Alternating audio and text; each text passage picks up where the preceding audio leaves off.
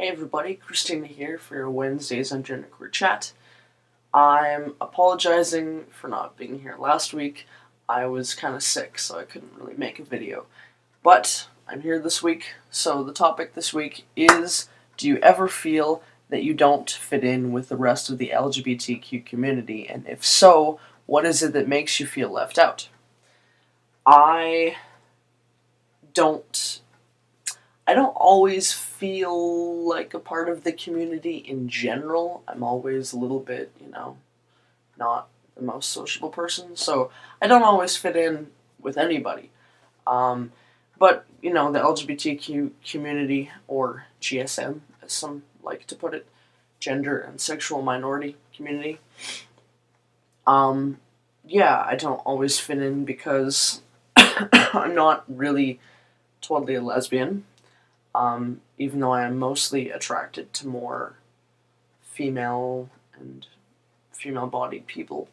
Um, that's not 100% accurate for two reasons. I've always said I'm not 100% a lesbian because of two reasons. One is, of course, I am not 100% attracted to just women. Every now and then, there are rare occasions when I'm attracted to men, and of course there are occasions when I'm attracted to genderqueer people or whatever, non-binary people. And then, of course, I don't necessarily 100% identify as female. So, a lesbian being a female attracted to other females doesn't quite fit me. So yeah, I've gotten to know some local lesbians in my city, of course, but I don't know. I don't always fit in as a person. I don't always fit in, and I'm not really a female, so it doesn't really work 100% of the time. I just don't feel like I'm really a part of that community that much. Um, I don't always feel, as Stacy mentioned, I don't always feel a part of the transgender community. Um, in terms of, the binary transgender people. And I'm not medically transitioning, so that's not an issue that I can relate to with many transgender people. And I'm not trying to present as male, and I don't have the level of dysphoria that most transgender people, especially binary transgender people, have. Like, one of my best friends is a FTM, a trans guy, and he, he'll talk about he has dysphoria with such and such a thing and whatever, and I can't always relate to it, at least to the level of dysphoria that he has. But I can relate on some levels, certainly, but yeah, not always. So yeah, it's kind of a sticky situation. I can't always fit in with the lesbians. I can't always fit in with the other transgender people. What can I say? So yeah, and I don't really always fit in as a person within the other people in the LGBT community, here at least. And obviously, I haven't, gone out and gone out to other cities and tried to integrate myself into those communities. I'm only speaking of the local queer community that I have in my city, and I don't always totally fit in with those people. They're very, I don't know. There's just on a personal level, I just don't always fit in, So, what else can I say? Sometimes there are issues about gender that you can't always talk about with your fellow lesbians and gay guys that they just can't relate to. And sometimes there are issues that, you can't relate to with the other transgender people. Honestly, I think most of the reason of why I don't necessarily fit in with the rest of the LGBT community, as I stated, is kind of more of a personal level as an individual, as opposed to gender issues. There are gender issues, obviously, but it could be more of a personal thing, I think.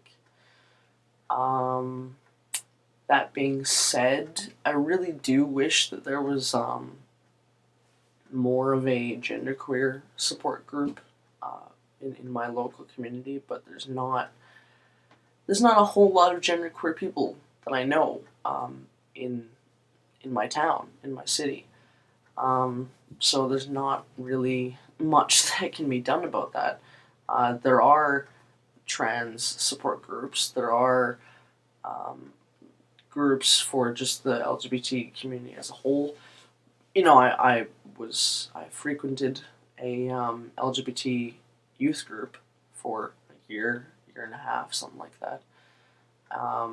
So there's that, you know, but specializing for genderqueer people, there really isn't that, and it's, you know, there's really not that almost anywhere you go unless you go to a huge city like New York or maybe Toronto or Vancouver or something, you know, Los Angeles, whatever. Anyways, so there's really not much else I can say about for this week. I was going to mention, I mean, it is great to have this channel, of course, as a genderqueer community, for sure. So, yeah, there's that at least. Yeah, so not much else I can talk about this week. The bonus question, however, is a place or thing you'd most like to see before you die. So, basically my favorite movie of all time is Into the Wild.